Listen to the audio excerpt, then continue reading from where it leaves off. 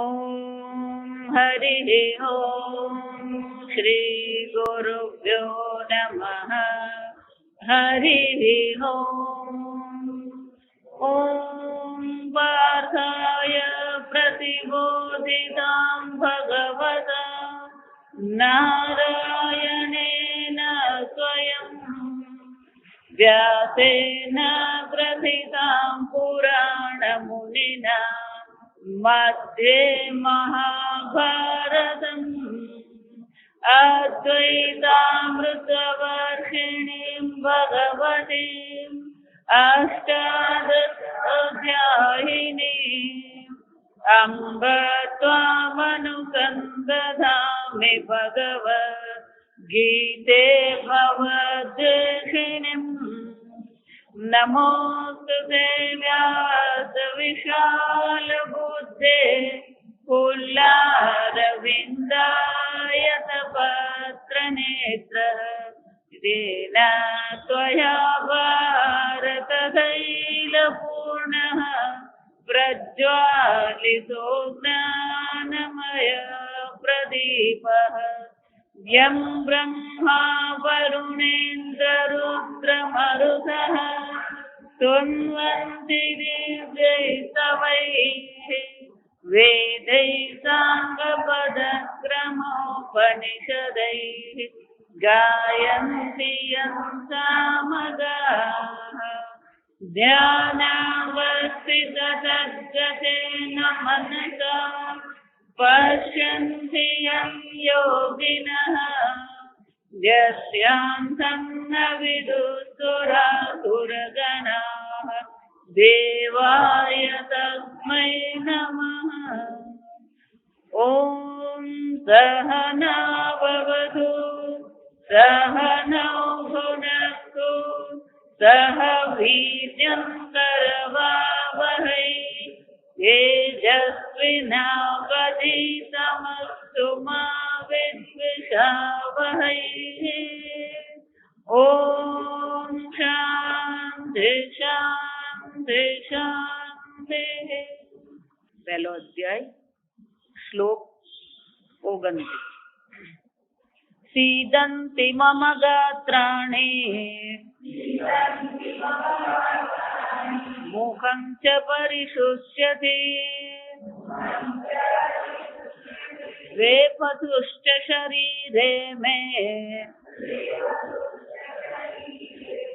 रोमहर्षश्च जायते गाण्डीवं स्रंसते हस्तात् त्यक्तैव परिदह्यते न च शक्नोम्यवस्थातुम्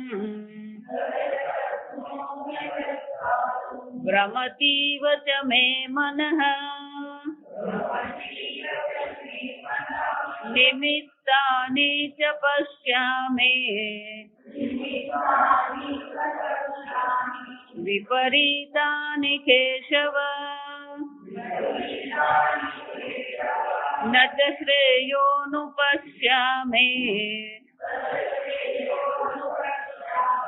हत्वा स्वजनमाहवे न काङ्क्षे विजयं कृष्ण न च राज्यं सुखानि च किं नो राज्येन गोविन्द किं भोगैर्जीवितेन वा।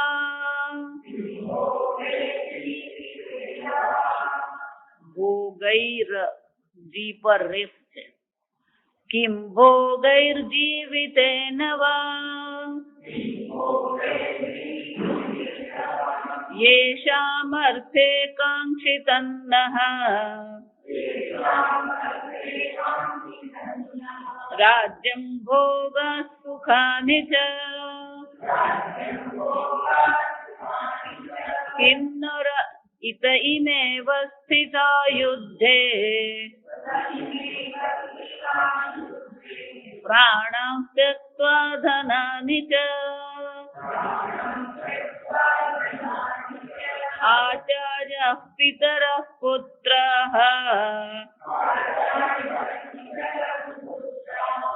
તથૈવ ચ પિતામહ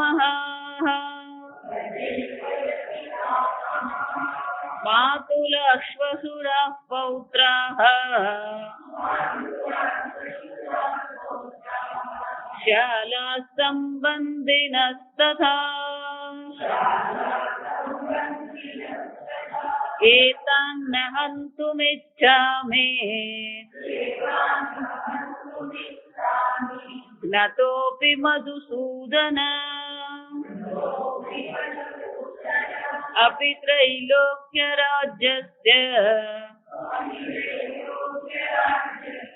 हेतुः किन्नु मही कृते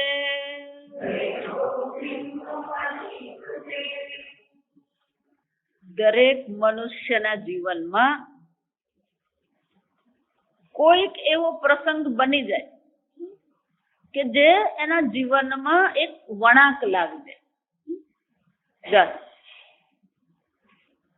પણ જ્યારે જીવનમાં એવો કોઈ પ્રસંગ બને અને આપણા જીવનમાં વળાંક આવે ત્યારે મોટે ભાગે આપણે શું કરતા હોઈએ? સામાન્ય રીતે વ્યવહારિક રીતે જોઈએ તો આપણે ક્યાંક બીજે લાગી જતા હોય. હતાશા નિરાશા આવે જ જીવનમાં.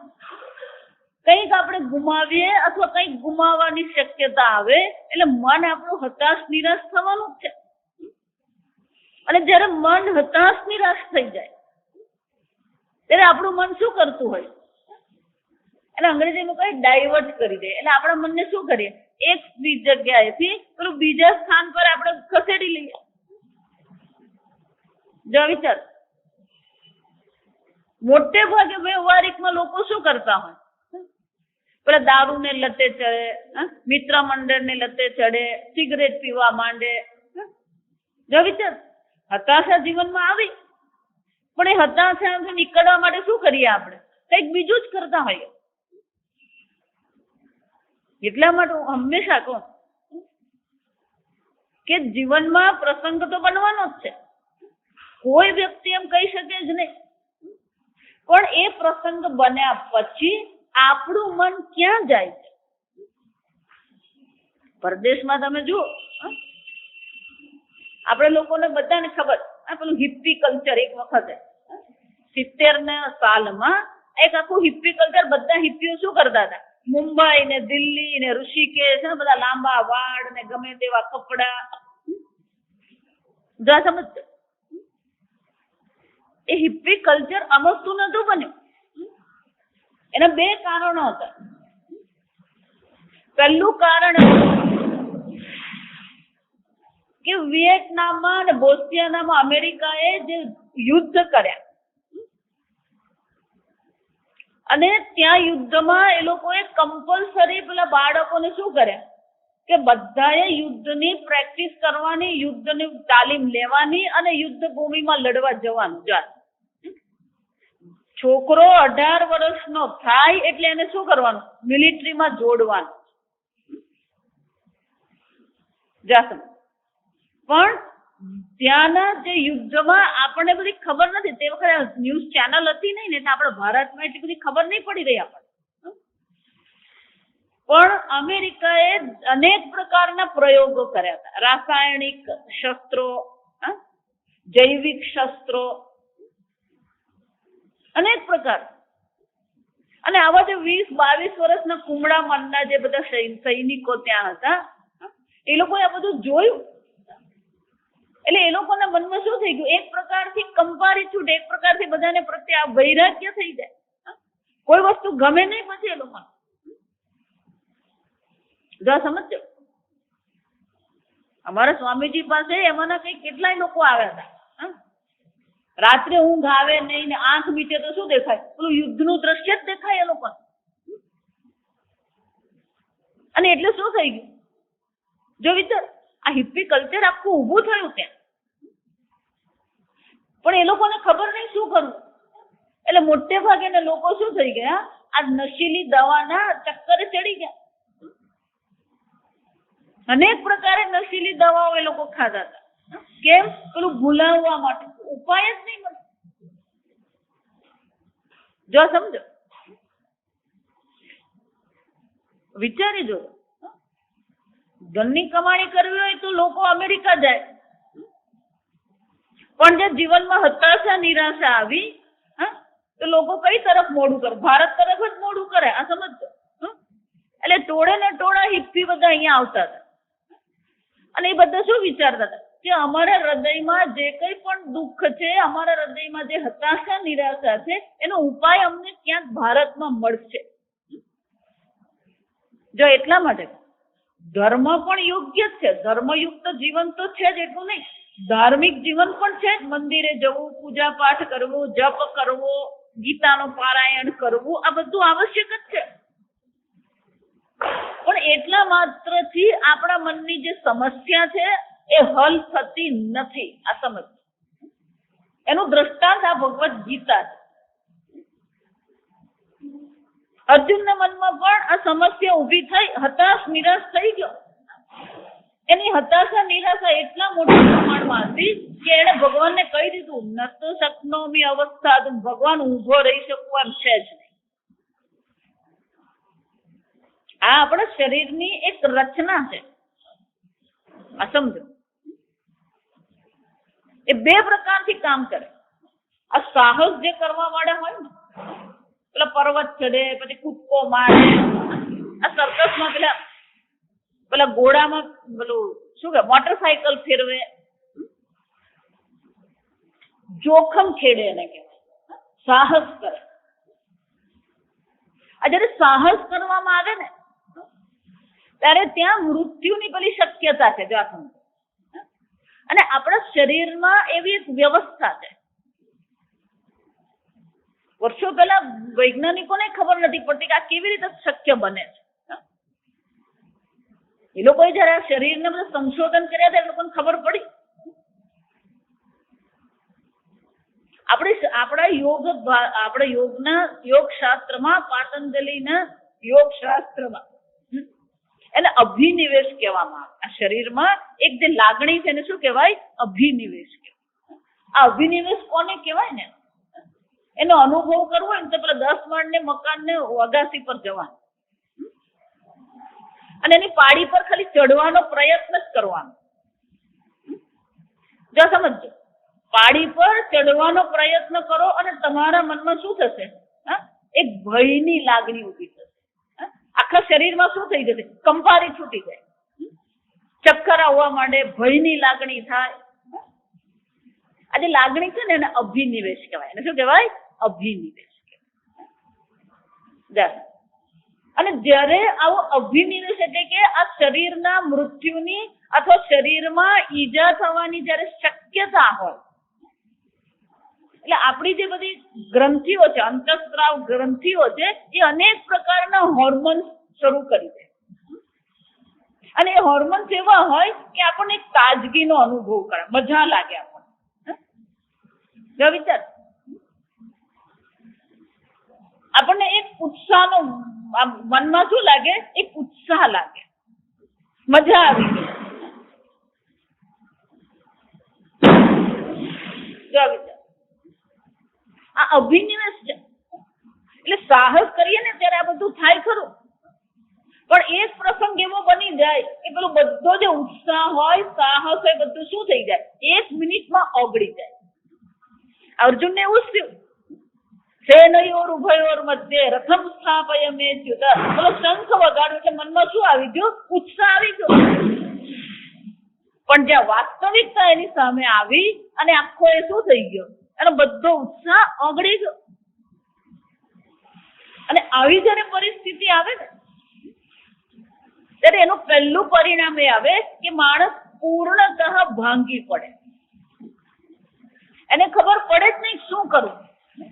આપણે એને ગુજરાતીમાં કહીએ એનું મગજ બેર મારી જાય. આપણે ગુજરાતીમાં શું કહેવાય? એનું મગજ શું થાય? બેર મારી જાય. એને ખબર પડે જ નહીં શું કરવું. એવી જ અર્જુનની હાલત. ભ્રમતી વચ્ચે મને મારું મન શું છે? ભમી રહ્યું. ભગવાન મને ખબર પડતી નથી શું કરું. જો આ સમજ, આ શરીરની રચનામાં ભગવાને બનાવ્યું જ છે આ પ્રકારથી. એટલે અર્જુનની પણ એ જ હાલત થઈ, ઉત્સાહમાં યુદ્ધ કરવા પહોંચી ગયો. એને પેલો આમ ઉત્સાહ તો હતો, સાહસ હતો. એને ખબર હતી સામે કર્ણ છે, ભીષ્મ પિતામહ છે, કૃપાચાર્ય છે, આ બધા મહાન યોદ્ધાઓ સામે છે. આ એટલું જોરમાં વગાડે, કોઈનું હૃદય ધબકતું બંધ થઈ ગયું તોય ધબકતું થઈ જાય.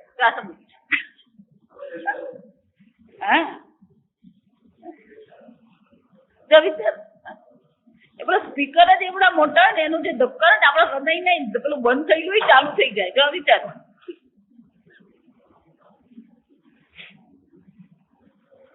પણ જો આમાં આનંદ છે. આ એ જ છે વસ્તુ, સમજો. એ જે શરીરમાં જે એક પ્રકારની કંપારી જે છે ને એનો એક આનંદ છે. આ ગરબા ગાવા, નૃત્ય કરવું, ભજન કરવા, આ બધામાં પણ શું છે? આ જ આનંદ છે. આ સમજો.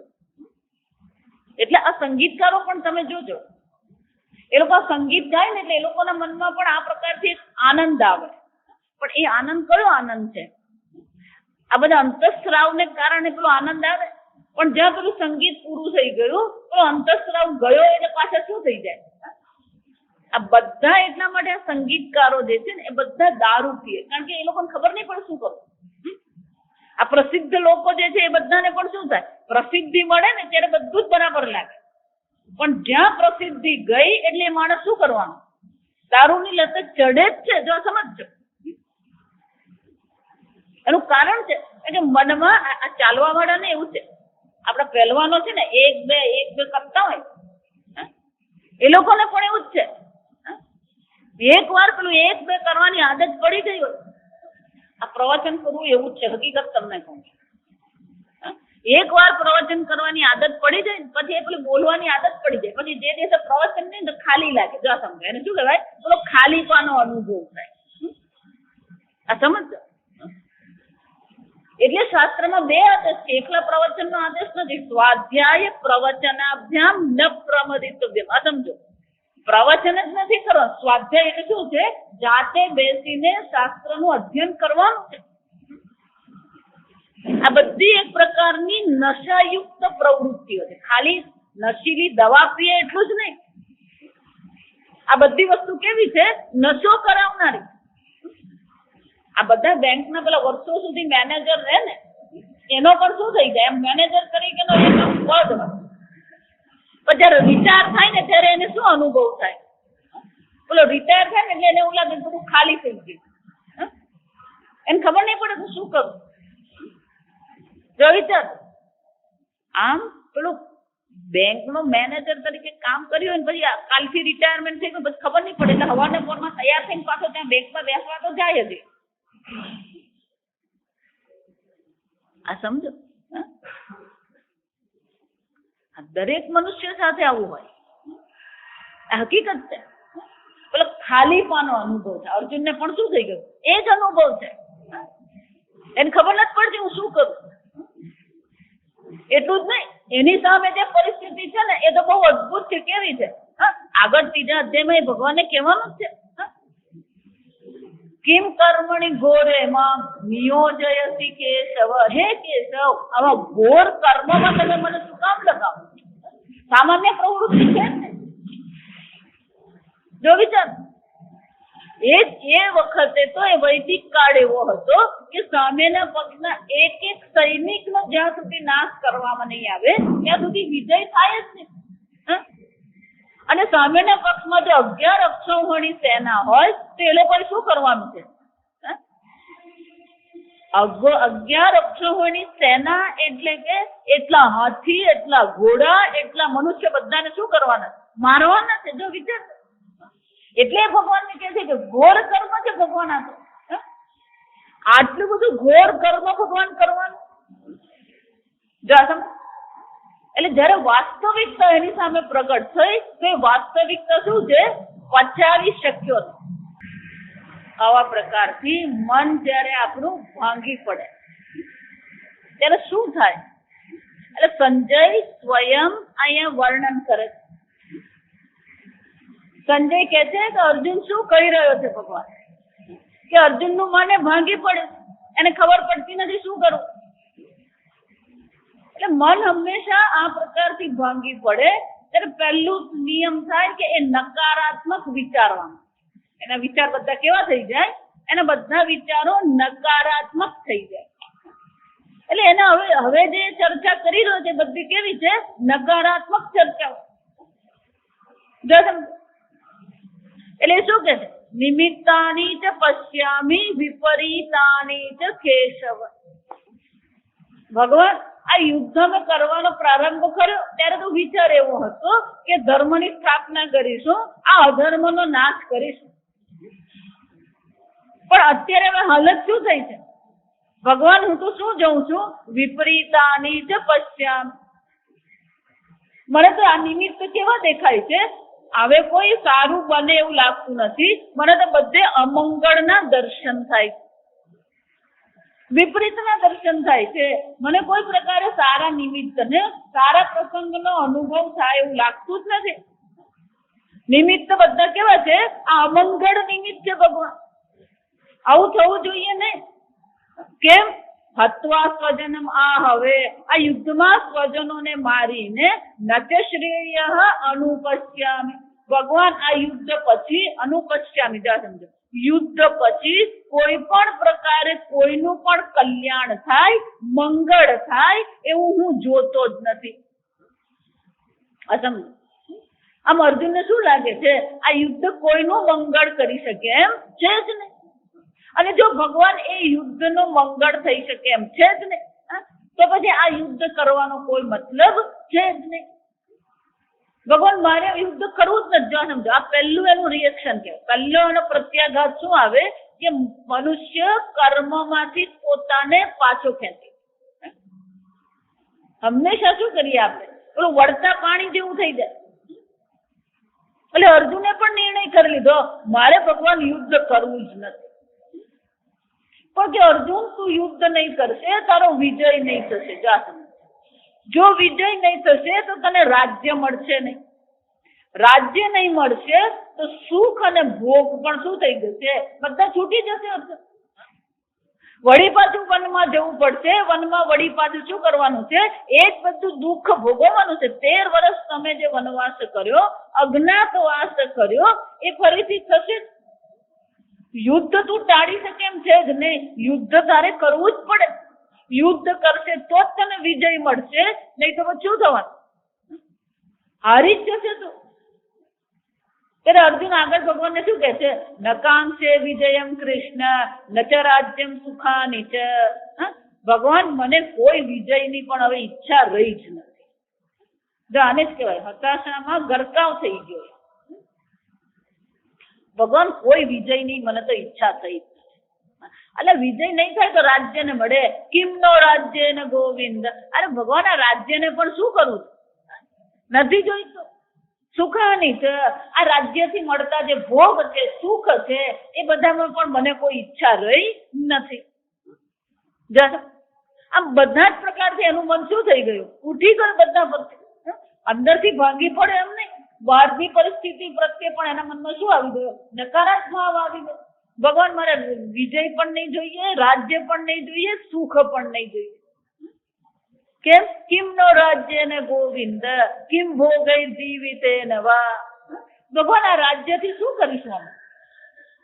એટલું જ નહીં, આ ભોગથી પણ અમે શું કરીશું? આ જીવન પણ અમારું નકામું છે.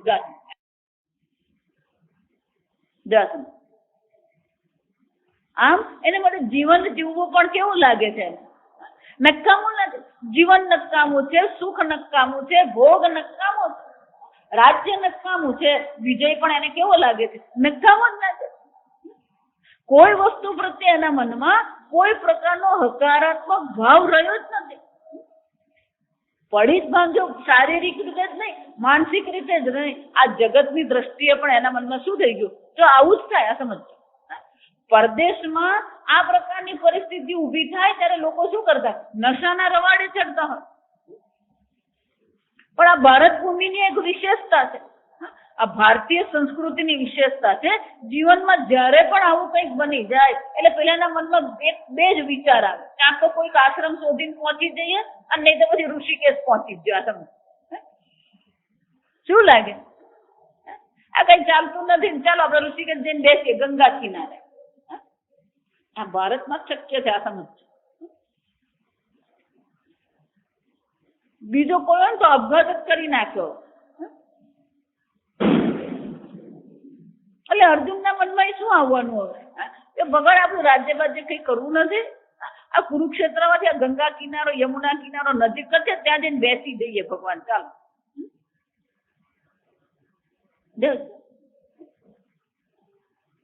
આમ આ પ્રસંગ છે. આવા પ્રકારનો જયારે મનમાં આવી પ્રકારની ભાવના કેળવાય, આવા પ્રકારનો હતાશા જીવનમાં આવે ત્યારે બે જ વસ્તુ થઈ શકે. ક્યાં તો વ્યક્તિ ગુનેગાર બને. જો આ વિચારી દો, એ શું કરવાનું?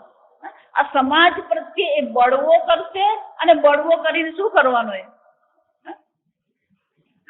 બળવો કરીને એ ગુનાગાર બની જવાનો. અથવા તો એ વ્યક્તિ શું બની શકે? સાધુ બની શકે. આ સમજ.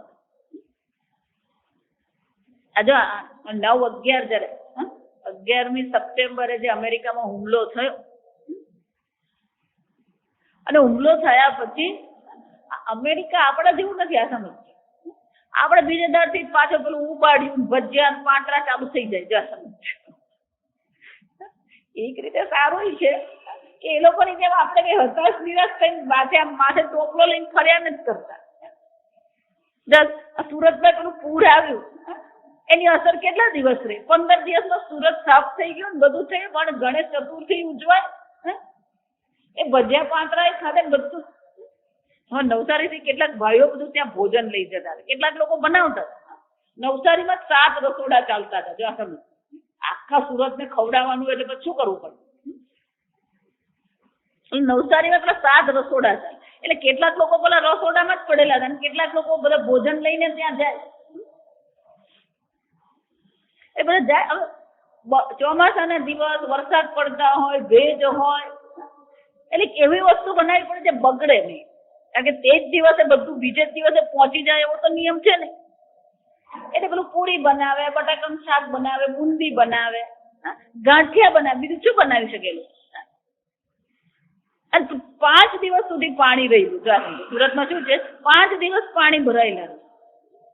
એટલે પહેલે દિવસે બધા લહેર કરી દીધી, બીજે દિવસે લહેર કરી, ત્રીજે દિવસે આ બધા જે નવસારીથી આપવા જતા હતા એ લોકો જ બંધ કીધું કે માતાજી પછી તો અમે આપવા જાય ને તો પેલો ઉપરથી કે અલા ભાઈ ઢોકળા ખમણ તો લાવતું. રોજ બટાકા પૂરી કેટલી વાર તમે ખાઈ શકો? અને નવરા પડ્યા તો ભૂખ તો વધારે જ લાગવાની. સમજો. વિચાર અંગ્રેજીમાં સ્પોર્ટ્સમેન સ્પિરિટ કહેવાય. અને શું કહેવાય કે આવી પરિસ્થિતિમાં પણ શું છે? એ લોકો હતાશ નિરાશ નહીં થયા. જો સમજ. મારો કહેવાનો મતલબ એટલો જ છે કે આટલું બધું થઈ ગયા પછી પણ એ લોકોનું મન ભાંગી પડ્યું નહીં. જો વિચાર. એટલું જ નહીં, 5 દિવસ પછી આટલું બધું નુકસાન થયા પછી પણ તરત જ બધું સાફ સુફી થઈ જ ગઈ. આપણું સરકારે, ગુજરાતની સરકારે બધું બરાબર કામ કરી લીધું. જો સમજો 1 મહિનામાં તો આખું સુરત શું થઈ ગયું? પાછું કામે લાગી ગયું. આ વિચારવાનું. પરિસ્થિતિ આવવાની જ છે અને એ પરિસ્થિતિનો સામનો કરવાનો છે. તમે હતાશ નિરાશ થાવ એટલે પરિસ્થિતિ બદલાઈ નથી જવાની. પરિસ્થિતિ તો એની એ જ રહેવાની. જો વિચારી આટલું જ થયું ને. પણ એક સુરતની વિશેષતા એ છે કે આટલું થયા પછી પણ ક્યાંય લૂંટફાટ નથી થઈ. આ સમજ. કોઈએ કોઈનું ઘર લૂંટ્યું નથી. આવું થાય ને એટલે લોકોમાં ગુનાખોરી આવે, પણ સુરતના લોકોમાં શું છે? બિલકુલ ગુનાખોરી નથી. એટલું જ નહીં, એકબીજાને બધાએ શું કર્યું? મદદ કરી. તમને ખબર નથી, એ લોકોને આખું એના પર પુસ્તક બને એવું છે. તમે ત્યાં જે બધા પ્રસંગો 5 દિવસમાં બને ને, એ 5 દિવસના પ્રસંગો જો લખો ને તો 500 પાનાનું પુસ્તક બને એવું. કોઈએ નશો પણ નથી કર્યો ને કોઈએ કોઈ પ્રકારની ગુનાખોરી નથી કરી. એટલું જ નહીં, એ લોકોએ લાંબા લાંબા દોરડા બનાવેલા અને પછી એક અગાસી પરથી બીજી અગાસી પર બધા એકબીજાને શું કરતા હતા? મોકલતા હતા. પાણી મોકલતા હતા, દૂધ મોકલતા હતા. ઉપર જે લોકો રહેતા હતા પેલા ગેસ કંપની વાળા ગેસ નું ચાલુ રાખે, એને પાણી સાથે કોઈ સંબંધ નહીં. જો એટલે જે લોકો ઉપર રહેતા હતા એ લોકોને તો ગેસ ના બાટલા ચાલતા હતા. જો લોકો ગરમ પાણી કરતા હતા, ગરમ દૂધ કરતા હતા, ખીચડી બનાવતા હતા. અને જેટલાય પેલા કેરીના રસ ભરી રાખેલા બાટલા પણ શું થઈ ગયા? એટલું નહીં, તમે જુઓ ને તો અગાસીમાં એ લોકો પછી સંતા કુકડી રમતા હતા અને પછી બધું અંતાક્ષરી રમતા હતા અને પતંગ ચગાવ્યા, બધું જાત જાતનું કર્યું. પતંગે ચગાવ્યા અને પછી વાર્તાઓ કરવાની, છોકરાઓ સાથે રમ્યા, કરવાનું આખો તો બેસીને કરવાનું 24 કલાક. અને ભયંકર પરિસ્થિતિ એવી હતી, આટલું વાગતું હતું ને પેલું હલતું હતું ને આપણા મનમાં શું લાગતી હતી? ધ્રુજારી લાગતી હતી. જો વિચાર, તો આટલા 20 ક્યુસેક પાણી વહેતું હોય તો જમીનમાં અને આ મકાન પણ શું થવાનું? એ વેણનો ધ્રુજારો. એટલે કોઈને 5 દિવસ ઊંઘ આવી નથી, આ સમજજો. કારણ કે તમે સુઈ તો જાઓ પણ આખું મકાન શું થતું હોય? પાણીના વેણને કારણે ધ્રુજતું હતું મકાન. અને એ ધ્રુજતું હતું એટલે એ મકાન ક્યારે તૂટી પડે ખબર નહીં પડે. એ તો ભગવાન ભરોસે જ હતા બધા. ઉપર હતા તે બધા કોણ હતા? ભગવાન ભરોસે હતા. આખું જમીન જયારે મકાન હલતું હોય કોને ઊંઘ આવવાની? વિચારી. એટલું જ નહીં, પણ ગણેશ ચતુર્થી આવે તો 11,000 ગણેશ ની પણ શું થયું? વિસર્જન. જો સમજો, ભગવાન પર ભરોસો ઊંચો નથી એ લોકો. ભગવાન પરની શ્રદ્ધા એમ નથી. આ ભગવાન કેવો છે? 5 દાડા સુધી અમને રેલ આપી. આ સમજો, આને ભારતીય સંસ્કૃતિ કહેવાય. આ સમજો, પરદેશમાં જયારે પેલું 9/11 થયું એ લોકોને બધા અકળાઈ ગયા. એ લોકો અમેરિકા, કારણ કે એ લોકોને આદત બીજા દેશમાં હુમલા કરવાની એ લોકોને આદત છે. એ લોકોના દેશમાં હુમલો થાય એવું એ લોકો ક્યારેય વિચારેલું જ નથી. લોકો હતાશ નિરાશ થઈ ગયા, ખબર નહીં પડી શું કરવું. આ વિચારી દો. પણ આપણી ભારતીય સંસ્કૃતિ છે એમાં આવા પ્રકારનું રિએક્શન બહુ ઓછું આવે. મોટે ભાગે આવું કંઈક બને એટલે પેલો ભગવાનના માર્ગે ચડી જ જાય. એ માળા કરવા માંડે, પૂજા કરવા માંડે, જાત્રા કરવા માંડે, ગીતા વાંચવા માંડે. જો આ સમજો, આપણે આ બધું સહજ લાગે છે. કેમ? કે આપણે એ સંસ્કૃતિમાં જીવીએ છીએ ને આપણા લોહીમાં આ સંસ્કૃતિ છે. સમજો, કોઈ પણ પ્રકારની હતાશા આવે, પેલું વૈભવ લક્ષ્મીની પૂજા, કઈ જાત જાતનું ચાલે. સંતોષી માતાની પૂજા, પછી ડાકોર જાય, પછી શ્રીનાથજી જાય, બધું જાત જાતનું કરતો છે. એટલા માટે આ બધી વસ્તુ જરૂરી છે. આ મંદિરો છે ને એ બધું સારું જ છે. ક્યાંક જીવનમાં હતાશા આવી તો કોને આપણે પકડી? પણ ભગવાનનો પગ પકડી જ લેવાનો આપણે. સમજો, અર્જુનના મનમાં એ વૈરાગ્ય આવી ગયો. આને વૈરાગ્ય જ કહેવાય. કે એને પણ શું થયું? ભગવાન આમાંની કોઈ વસ્તુ નથી મને જોઈતી. નથી વિજય જોઈતો, નથી રાજ્ય જોઈતું, નથી ભોગ જોઈતો. જીવન પ્રત્યે પણ મને શું છે? કોઈ રસ રહ્યો જ નથી.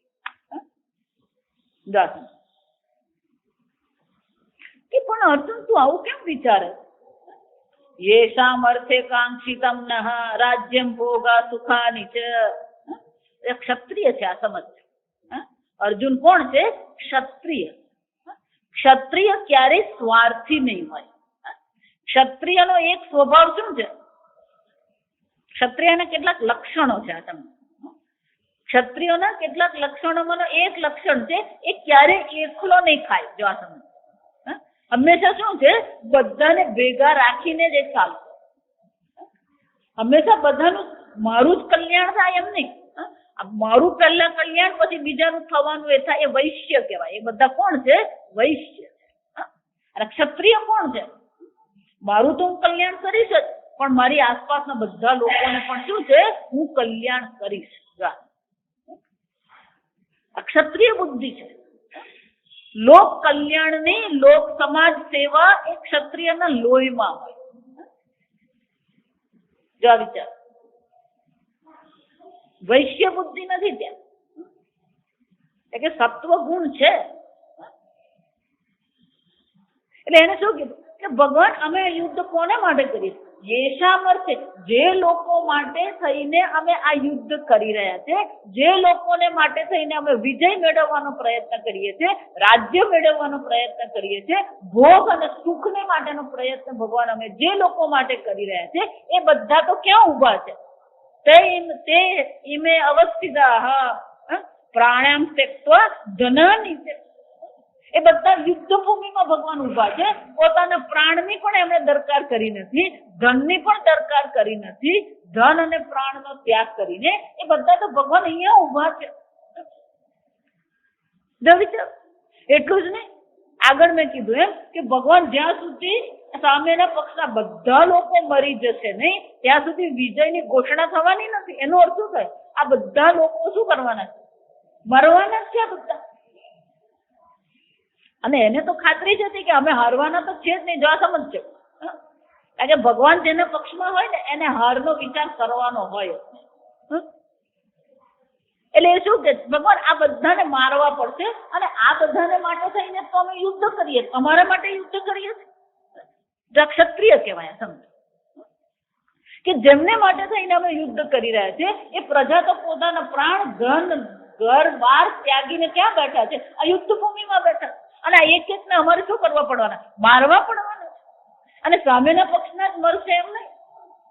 સામેના પક્ષમાં યોદ્ધાઓ અને મહારથીઓ છે, અને એ જો મહારથીઓ બધા છે તો અમારા પક્ષમાંથી પણ શું થવાનું? કઈ કેટલાય લોકો જ મરશે.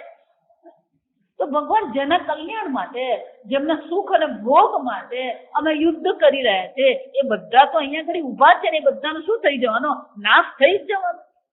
અને એ બધા કોણ છે? આચાર્ય, પિતર, પુત્ર, તથૈવ ચ પિતામહ. આચાર્યો છે, પુત્રો છે, પિતાઓ છે, પિતામહ છે, માતુલા મોસાળ પક્ષના છે, સ્વસુરા સ્વસુર પક્ષના છે, પૌત્રા શ્યાલા સંબંધની તથા. ભગવાન બાકીના બધા સંબંધીઓ જ છે. આ યુદ્ધમાં મને તો બીજું કોઈ દેખાતું નથી. અને જો આ બધાના માટે મારે લડવાનું હોય અને આ બધાનો પ્રાણ જો અહીંયા છૂટી જવાનો હોય તો પછી આ યુદ્ધનો કોઈ મતલબ જ નથી. અને એટલા માટે ભગવાન શું કે છે? એતાન હંતુમ ઈચ્છામિ જ્ઞાતોપી મધુસૂદન. અને એટલા માટે ભગવાન, હું આ બધાને મારવાની ઈચ્છા કરતો નથી. મને એમને કોઈ મારવાની ઈચ્છા નથી. ભલે એ લોકો જ્ઞતોપી એટલે શું છે? ભલે એ લોકો મને મારી નાખે, હું મરી જઈશ, પણ એ લોકોને મારે મારવાની ઈચ્છા છે જ નહીં. કેમ? અપી ત્રૈલોક્ય રાજ્ય છે. ભલે મને 3 લોકનું રાજ્ય મળે, પણ હું આ સંબંધીઓને મારવા તૈયાર છું જ નહીં. અને જો ત્રૈલોક્યના રાજ્ય માટે હું મારવા તૈયાર નથી, કિમનો મહી કૃતે, તો આ પૃથ્વીના રાજ્ય માટે થઈને તો હું શું કામ એ લોકોને મારું? આમ અર્જુનનું મન શું થઈ ગયું કે આ બધી હત્યાનો વિચાર કરવા માત્રથી એનું મન યુદ્ધ પરથી ઉઠી ગયું. અને યુદ્ધ પરથી ઉઠી ગયું જ નહીં, એને મનમાં શું લાગવા માંડ્યું કે ભગવાન આનો કોઈ પ્રયોજન સિદ્ધ થાય એમ છે જ નહીં. સ્વજનો મરશે એનું દુઃખ નથી, પણ પ્રયોજન પણ શું છે? સિદ્ધ થઈ શકે એમ છે જ નહીં. ધારો કે પણ ભગવાન અમને વિજય મળ્યો, ધારો કે પણ રાજ્ય મળ્યું, પણ એ રાજ્યને મળીને શું કરશું? અમને શું યાદ આવવાનું? જો વિચાર આગળ બીજા અધ્યાયમાં કહેવાનું જ છે ભગવાન, રુધિર પ્રતિગ્ધાન ભોગ. આ બધા જેટલા પણ ભોગ હશે એ તો અમારા સગાવાલાના લોહીથી ખરડાયેલા ભોગ હશે, અને આવા લોહીથી ખરડાયેલા ભોગ ભગવાન અમારે નથી કરવા. જો વિચાર, આ ભારતીય સંસ્કૃતિ છે. આ સમજ, બીજાને મારીને હું ભોગવું એ આપણી સંસ્કૃતિ નથી. જો ન્યુઝીલેન્ડમાં એક પ્રસંગ બની ગયો, એક બેનને અહીંયા ઘડી આ ડોકમાં પાછળના ભાગે શું છે, નાના મગજ પાસે ગાંઠ હતી. જો આ સમજ, એને ડોક્ટરે ઓપરેશન કર્યું પણ યોગ્ય રીતે કર્યું નહીં, અને ડોક્ટરની ભૂલને કારણે શું થયું, પેલા બેન 1.25 મહિનો હોસ્પિટલમાં. એટલું જ નહીં, ડોક્ટરો ભૂલ પર ભૂલ કરતા રહ્યા. 1.25 મહિનામાં તો 4 ઓપરેશન કરી નાખ્યા. પહેલું ઓપરેશન અહીંયા મગજનું કરો 9 કલાકનું ચાલ્યું, ત્યાર પછી શું થયું? બીજા 3 ઓપરેશન. અને એક પછી એક ડોક્ટરો ભૂલ કરતા ગયા અને છેવટે બેનનું શરીર શાંત થઈ ગયું. એમનો દીકરો અને એમની દીકરી, એ લોકોને ખબર હતી કે હોસ્પિટલ વાળાએ કઈ કઈ ભૂલ કરી છે. આ સાંભળો.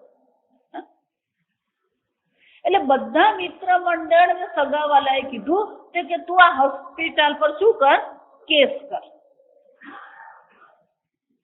કેમ? કારણ કે હોસ્પિટલ ડોક્ટરોની શું છે, બેદરકારીને કારણે આ તારી મમ્મી ગુજરી ગઈ. આજે એને દાવો કર્યો જ નતો, એને લાખો ડોલર મળ્યા, કોઈ પ્રશ્ન જ નતો, કારણ કે બધું હાથ પર જ હતું. બધા કેસ પેપર ને બધું હાથ પર હોય. બધા એ છોકરાને કીધું કે તું આ દાવો કર અને કેસ કર અને આ પૈસા મેળવ. એ છોકરો વર્ષોથી ત્યાં જ રહે છે, 30-35 વર્ષનો છોકરો. જો આ સમજો, એટલા માટે કહું, ભારતીય લોહી જે છે ને એ કોઈ બદલી શકે એમ નથી. એ તમે ગમે ત્યાં જાઓ. એ છોકરાએ એક જ વાત કીધું, જો એ જે મને સ્પર્શી ગયું. ખરેખર બે વસ્તુ એને કીધું. એક કીધું કે હું કેસ કરીશ, મને પૈસા મળશે, પણ મારી માં મને મળશે. જા વિચાર. આ સમજો. બીજું, મારી માં મરી ગઈ, એના પૈસા લઈને હું સુખી થઈશ? વિચારી જો. કોઈના મૃત્યુ માટે હું દાવો કરું અને પછી મને જે પૈસા મળશે એ પૈસો મને પચશે ખરો?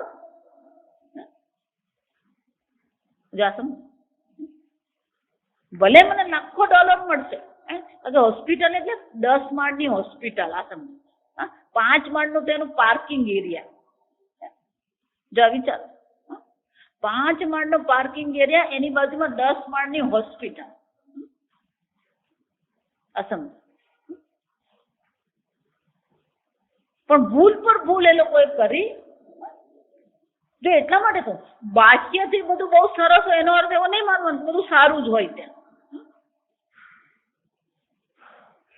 પણ એને શું કીધું કે મરેલા માણસના પૈસા મેળવીને મારું જીવન હું કોઈ પ્રકારે શું છે, આ પૈસા આપણને નહીં ખપે. જો સમજો, એ જ વસ્તુ અર્જુન કહે છે કે જેમને માટે થઈને અમે યુદ્ધ કરવા માંગીએ છીએ, એ જ લોકો જો અહીંયા યુદ્ધ ભૂમિમાં મરી જવાના હોય, એ લોકો અહીંયા પ્રાણ ત્યાગીને આવ્યા છે, ધન ત્યાગીને આવ્યા છે, ઘરબાર ત્યાગીને આવ્યા છે, એ બધા અહીંયા મરી જશે અને અમને જે વિજય કે રાજ્ય કે સુખ મળશે, એ બધું સુખ કેવું હશે? શું એ ભોગ યોગ્ય છે ભગવાન? ગઈકાલે મેં કીધું એમ, અર્જુન જેટલા તર્ક કરશે ને એ તર્ક ખોટા નથી. આ સમજો, એની વાત 100% સાચી કે ભગવાન આ અયોગ્ય જ છે. આટલા બધાને મારવું અને પછી ભોગ કરવો, તેને ત્યક્તેન ભુંજીત. આ આપણી સંસ્કૃતિ છે. આ સમજો. જો ભુજમાં પણ જયારે ધરતીકંપ થયો અને બધું કેટલાય લોકો મર્યા, ત્યારે એક રાજકીય પક્ષે એનું પોતાનું શું છે, એનો પોતાની રસોઈ મેળવવાનો પ્રયત્ન કર્યો. એને પોતાના પક્ષને ઊંચો લાવવા માટે ઘણું કર્યું. ત્યારે બીજા પક્ષ વાળાએ બહુ સરસ કીધું કે મળદા પર કોઈ રસોઈ કરે નહીં. જો આ સમજ, તમારે રાજકીય પક્ષ રીતે કામ કરવું હોય તો કરો, કોણ ના પાડે? પણ આટલા બધા જયારે મરી ગયા છે ત્યારે એ મરેલા માણસ પાછળ તમે રાજકારણ કરો છો. માણસ જયારે મરી ગયા હોય, આટલા લાખો લોકો મરી ગયા હોય, ત્યારે ત્યાં રાજકારણ ખેલવાનું નહીં હોય. આ સમજો, વિચાર. સ્મશાનમાં કોઈ રસોઈ કરવા નહીં જાય. આ સમજો, આ આપણી ભારતીય સંસ્કૃતિ. એટલે અર્જુન કહે છે ભગવાન, આ યુદ્ધ ભલે તમે ધર્મ યુદ્ધ કહેતા હોય, પણ મને તો કોઈ યોગ્યતા આમાં દેખાતી નથી અને એટલા માટે મને તો યુદ્ધ કરવામાં કોઈ રુચિ રહી નથી. આમાંથી કોઈને પણ હું તો મારવા તૈયાર જ નથી. જા સમજો, આ અર્જુનની પરિસ્થિતિ છે. આજે છેલ્લો દિવસ છે. આમ દ્રષ્ટ ફળ કહેવાય. ગઈકાલે મેં કીધું એમ, અહીંયા ભગવાનને કયો તર્ક આપી રહ્યો છે કે આ જગતની દ્રષ્ટિએ વ્યવહારિક રીતે તો શું છે, કોઈ ફાયદો મને દેખાતો નથી. એટલું જ નહીં, હવે પછી એ કહેશે કે ભગવાન પરલોકની દ્રષ્ટિએ પણ મને તો શું છે કોઈ ફાયદો દેખાતો નથી. આગળ કહેવાનું છે નરકે નિયતમ વાસઃ, ભગવાન કાયમને માટે અમારો શું થવાનું, આ બધાને મારીને અમે તો નરકમાં જ જઈશું. આ વિચાર. પણ આપણે એટલું જ જોવાનું છે કે એકવાર જે શરૂ કર્યું એને પછી શું થાય, પાછું વાળી શકાય એમ છે. અર્જુન એ ભૂલી ગયો, એને તર્ક બધા યોગ્ય કર્યા, પણ એક વસ્તુ ભૂલી ગયો કે એકવાર શંખ ફૂંકાઈ ગયા પછી શું છે, પાછું વાળીને જોવા જેવું રહ્યું નથી. હવે ગુજરાતીમાં કહેવત છે, બોડ્યું તો શું કરવાનું હોય, નહીં પલાળ્યું તો શું કરવાનું હોય, બોડવાનું.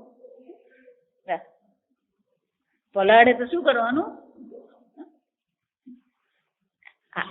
આ કહેવત જે છે ને એ કપડા માટે નથી. આ સમજો, પલાળ્યું એટલે બોડવાનું, બોડવું એટલે માથું બોડવાનું છે. ત્યાં એકવાર વાળ ભીના કરે ને પલાળી દીધા પછી શું કરવાનું હોય, એને બોડવાનું છે. એમ અર્જુન આ કામ શરૂ કર્યા પછી એક કર્મ તે શરૂ કર્યું તો એ કર્મ શું કરવું જોઈએ, પૂરું કરવું. આપણી હાલત શું છે, પેલું અડધું આ કરીએ ને પછી અડધું આ કરીએ ને પછી અડધું આ કરીએ. આ મનુષ્ય સ્વભાવ છે. એક કામ હાથમાં લઈએ તો શું કરવાનું, એ પૂરું થાય ત્યાં સુધી લાગી પડે. પછી એના જે પણ કઈ બીજા કોઈ પ્રત્યાઘાતો આવશે એનો ઉપાય શું કરવો એ પછી જોવાનો, પણ પહેલા તો શું કરવાનું છે, શરૂ કર્યું તે પૂરું કરવાનું જ છે. એ પૂરું કર્યા પછી જે એને બાકીના જે બધા આડકતરા જે પરિણામો આવશે એ આડકતરા પરિણામોનો પણ ઉપાય કરવા કરી શકાશે. પણ જે શરૂ થઈ ગયું અર્જુન એને તો શું કરવાનું છે, પૂરું કરવાનું છે. અર્જુન તે યુદ્ધ શરૂ કર્યું છે તો પછી હવે યુદ્ધ શું કરતું, પૂરું કર. એટલે ભગવાન એને બે જ વસ્તુ કહે કે અર્જુન ઉભો થા અને શું કરતું, યુદ્ધ કર. જો આપણા જીવનમાં પણ એવું જ હોવું જોઈએ. એટલે આપણે ગુજરાતીમાં આ ભાઈ કોણ છે, અરે એ તો 10-15 કા વેપારી. જો આ 10-15 કા વેપારી એટલે શું છે, એ 25 જગ્યાએ માથું મારતો હોય એમ ને. એક શરૂ કર્યું તો શું કરવાનું, એ પૂરું થાય ત્યાં સુધી લાગી જ પડવાનું. ધારો કે તમારી યોજના 2 વર્ષની તો 5 વર્ષ થાય, પણ 5 વર્ષ સુધી શું કરતા રહેવું, અડધેથી છોડી દેવાનો કોઈ મતલબ. કૂવો એકવાર ખોદવા માંડે તો શું કરવાનું, આ કૂવામાં એવું થતું, પેલો કૂવો ખોદવા માંડે એકવાર પછી કોઈ આવીને એમ કે ના ના અહીંયા પાણી નીકળે એમ છે જ નહીં, એ તો વર્ષો પહેલા મારા બાપાએ ખોદેલું છે. આ સમજો, એટલે પેલાના મનમાં શું આવી જાય, અરે પણ 50 ફૂટ ખોદીને 50 ફૂટ હતું પણ બીજું જ આવી જાય નહીં. 50 ફૂટ ખોદી જ નાખ્યું તો પછી હવે શું કરવાનું, 100-150 સુધી જવાનું જ છે. અર્જુન તું યુદ્ધ ભૂમિમાં આવી જ ગયો છે, યોદ્ધાઓ ગોઠવાઈ જ ગયા છે, શંખ ફૂંકાઈ ગયા છે. હવે પહેલું કામ તો તારે શું કરવું પડે, તું જે કહે છે એ ભલે થવાનું હોય તો થાય, એનો ઉપાય આપણે કરી લઈશું, પણ યુદ્ધ તો શું છે, અવશ્ય કરવાનું. એમાંથી પાછા ફરવાની જરૂર નથી. જ એમ આપણા જીવનમાં પણ પ્રસંગ બને, પણ જે હાથમાં લીધું એને શું કરીએ, આપણે પૂરું કરતા શીખીએ. જો આ જ અઘરું છે. શરૂ કરીએ ને તો શરૂ તો થઈ જાય, પણ જયારે એને પૂરું કરવાનું આવે ત્યારે આપણે નાકે દમ આવી જતો. આ ઘણી વાર ઘણા પેલા ઘર બાંધે ને એ લોકોની એવી જ હાલત હોય. પેલું મોટો ઉપાડે ઘર બાંધવાનું શરૂ તો કરી દે, પણ ઘર આમ પૂરું થતા સુધીમાં તો શું થઈ જાય, પેલો બાપડો એવો ભાંગી ગયો ને પછી એને કઈ વાસ્તુમાં રસ નહીં રહે અને ઘરમાં રહેવા દેવામાં રસ નહીં રહે. સમજવાનું એમ અર્જુનની એ પરિસ્થિતિ છે, પણ એનો અર્થ એવો નથી કે આપણે ભાંગી પડવાનું. પરિસ્થિતિનો સામનો કરતા શીખીએ ને એને મનુષ્ય કહેવાય. પરિસ્થિતિ સામે આવી એને યોગ્ય પ્રકારથી એનો સામનો કરવો એને જ મનુષ્યત્વ કહેવાય. આ મનુષ્યપણું આપણે ગુમાવવાની જરૂર નથી. આગળ આપણે ફરીથી જાન્યુઆરીમાં મળીશું. 14મી જાન્યુઆરી આપણે તો ઉત્સવ ચાલતા જ હોય, આ સમજવું. એટલે એક પછી એક ઉત્સવ ચાલતા જ રહેવાના. એટલે 14મી મકર સંક્રાંતિ છે. એટલે નક્કી એવું કર્યું છે કે મકર સંક્રાંતિ ને બીજે દિવસથી આપણે શું કરીએ, ફરીથી એક મહિના પછી એટલે કે 15મી તારીખે ફરી આપણે અહીંયા મળીશું. 15 થી 22 શનિવારથી શનિવાર બરાબર. એટલે તમારા જે કંઈ પણ કાર્યક્રમ હોય ને એની આગળ પાછળ કરી દેવા. એટલે 15 થી 22 આપણે મળીશું. ફેબ્રુઆરીમાં ભાવનગર છું અને ફેબ્રુઆરીમાં પાછી આપણે શું થવાની છે, રજા પડવાની. પછી પાછા 3 મહિના આપણને મળશે, માર્ચ, એપ્રિલ, મે અને જૂન એવું મળશે આપણને. બરાબર. ઓકે. આ અન્નપૂર્ણા સ્તોત્ર છે ને, તમારી પાસે જો ઘરમાં કઈ પાઠ કરવાના પુસ્તકો હોય ને એમાં હશે જ. આ પ્રાર્થના પોથી હોય તો તેમાં પણ છે. પ્રાર્થના પોથી જો સ્વાધ્યાય પરિવારની હોય તો એમાં એ છે જ. આ સમજો. અને લઈ જવું ઘરે તો લઈ જજો, મને વાંધો નથી, પણ પસ્તીમાં નહીં જાય એનું જોજો. પસ્તીમાં જાય તમને પાપ લાગે એના કરતા અમે આપેલું એટલે અમને પાપ લાગવાનું દીધું. અને 21 દિવસનું આ વ્રત હોય છે. એટલે 21 દિવસ સુધી શું કરવાનું છે, આ અન્નપૂર્ણા સ્તોત્રનો પાઠ અહીંયા ક્લાસમાં કરવાનો. ઘરે નહીં થાય એવું નહીં માનવાનું, ઘરે બેસીને કરી લેવાનું. બરાબર. રોજ અન્નપૂર્ણા, જો અન્નપૂર્ણા તમે શબ્દો જો વાંચો ને, સાક્ષાત મોક્ષ કરી, વિજ્ઞાન દીપાંકુરી, આ બધા નામ જો આપણે માતાજીને સાંભળીએ ને તો ફક્ત અન્નપૂર્ણા જ નથી. અને અન્ન એક પ્રકારનું નથી. આ સમજો, શરીરનું અન્ન એક છે, પણ મનનું પણ શું છે, અન્ન છે. બુદ્ધિનું પણ અન્ન છે. 8 પ્રકારના અન્ન છે. આપણે શાસ્ત્રમાં ચર્ચા છે, એને શું કહેવાય, 8 પ્રકારના અન્ન છે. અને દરેક પ્રકારના અન્નની પૂર્ણતા કરનાર કોણ છે, આ માં અન્નપૂર્ણા. અને અન્નપૂર્ણા કોણ છે, આપણું એક જ્યોતિર્લિંગ જે છે ને, કાશી વિશ્વનાથ. એ કાશી વિશ્વનાથની અર્ધાંગીની છે અન્નપૂર્ણા. સમજો. એટલા માટે અહીંયા કયો શબ્દ આવે, કાશીપુરાધીશ્વર. કાશીપુરની કોણ છે, અધીશ્વરી. એની રાજ કરનારી તો એ છે. પેલા મહારાજ તો સમાધિમાં જ બેઠેલા. અહીંયા સમજ. દરેક પ્રકારથી આપણને શું કરે છે, આપણા જીવનમાં સમૃદ્ધિ લાવનાર આ માતા અન્નપૂર્ણા. એટલે રોજ પણ શું કરવાનું છે, પાઠ ઘરે પણ રોજ કરજો. નિત્યાનંદ કરી, વરાભય કરી, સૌંદર્ય રત્ના કરી, નિર્ધૂતાખિલ ઘોર પાવન કરી, પ્રત્યક્ષ માહેશ્વરી, પ્રાદેયાચલમંશ પાવન કરી, કાશીપુરાધીશ્વરી, ભિક્ષાં દેહી કૃપાવલંબન કરી, માતા અન્નપૂર્ણેશ્વરી, નાના રત્ન વિચિત્ર ભૂષણ કરી, હેમાંબરાડંબરી, મુક્તાહાર વિલંબમાન વિલસત, વક્ષોજ કુંભાંતરી, કાશ્મીરા ગુરુવાસિતા રુચિકરી, કાશીપુરાધીશ્વરી, ભિક્ષાં દેહી કૃપાવલંબન કરી, માતા અન્નપૂર્ણેશ્વરી, યોગાનંદ કરી, રિમોક્ષય કરી, ધર્માર્થ નિષ્ઠા કરી, ચંદ્રાકાનલ ભાસમાન લહરી, ત્રૈલોક્ય રક્ષા કરી, સર્વૈશ્વર્ય સમસ્ત વાંછિત કરી, કાશીપુરાધીશ્વરી, ભિક્ષાં દેહી કૃપાવલંબન કરી, માતા અન્નપૂર્ણેશ્વરી, કૈલાસાચલ મંદરાલય કરી, ગૌરી ઉમાશંકરી, કૌમારી નિગમાર્થ ગોચર કરી, ઓંકાર બીજાક્ષરી, મોક્ષ દ્વાર કપાટ પાટન કરી, કાશીપુરા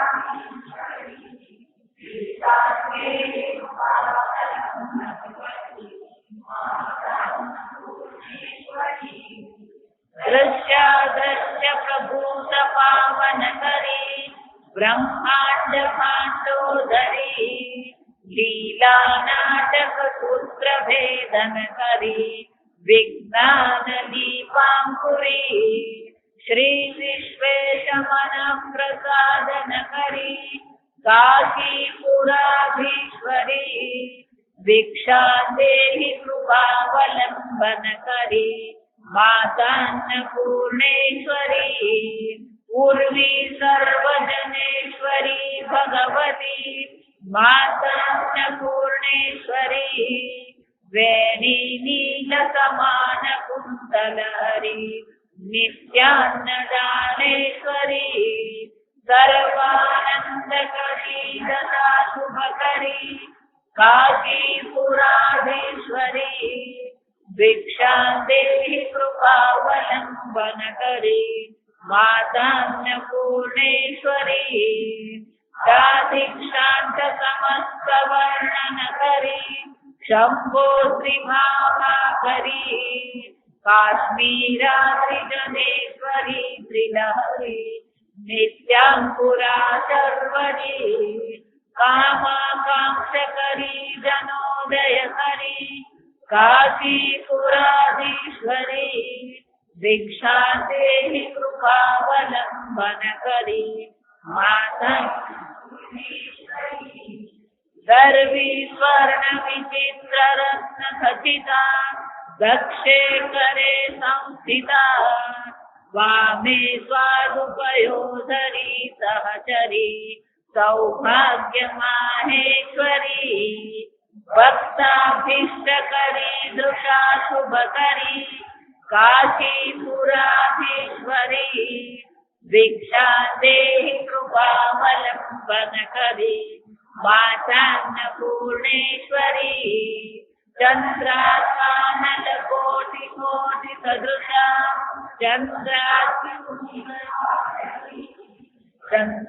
चन्द्राकाग्निसमान कुण्डलधरी चन्द्रार्कवर्णेश्वरी माला पुस्तकपाशसाङ्कुशधरी काशीपुराधीश्वरी ऐक्षां देहि कृपावलम्बनकरी मातान्नपूर्णेश्वरी क्षत्रत्राणकरी महाभयकरी सदा